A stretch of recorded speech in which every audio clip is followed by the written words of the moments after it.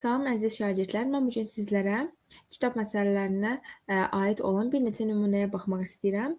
Gəlin birlikdə baxaq. 35-ci sualdan başlayaq.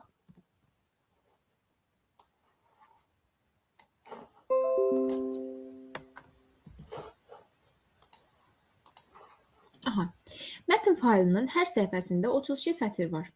Biz bilirik ki, bizim bir düsturumuz vardı ki, səhifə vurulsun, sətr vurulsun, simvol vurulsun və hansı əlifbada kodlaşıbdırsa ona.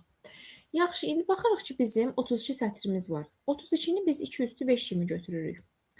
Hər sətirdə 64 simvol var. Yəni 2 üstü 6 simvol var. Və bu 80 səhifədən ibarətdir. 80 də olduğu kimi yazıram və bu fayl ASCII əlifbasında kodlaşdırılıb. Biz dedik ki, ASCII əlifbasında bir simvolun 1 bayta bərabərdir. Baytla ifadə edirəmsə 1 bayt. Əgər bitlə yazsaydım 8 bit kimi yazacaqdım. Aha. Onun həcmini isə kilobaytla müəyyən edin. Baxın, baytdan kilobayta keçəndə nə edirdik? Gəlin birinci, ilk növbədə ölçü baytlarını yazaq. Bit, bayt, kilobayt, megabayt, gigabayt və terabayt. Baxın, kiçikdən böyüyə doğru gələndə bölürük. Ancaq böyükdən kiçiyə doğru gələndə vururuq.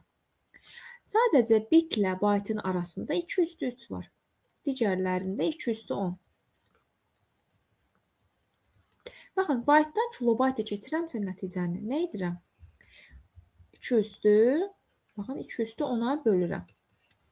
İxtisarlarımı aparıram. Burada toplayanda, daha doğrusu vuranda qüvvətlər toplanır. Yəni bu 2 üstü 11 deməkdir, bu ikisi. Burada 2 qalır. Bu da ixtisar getdi. 2-ni də 80-ə vuranda 160. Cavabım 160. Daha doğrusu kilobaytını da yanına yazaq. 160 kilobayt. Cavabım B variantı.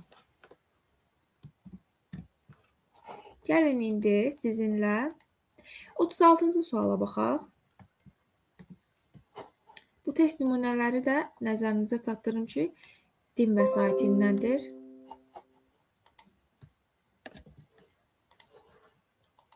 Yəni girib özünüz də ayrıcalıqda işləyə bilərsiniz.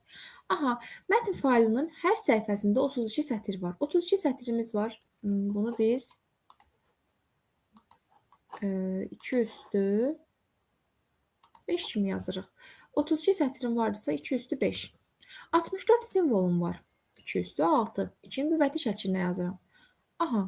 Və 80 səhifədən ibarətdir. Baxın, bu 35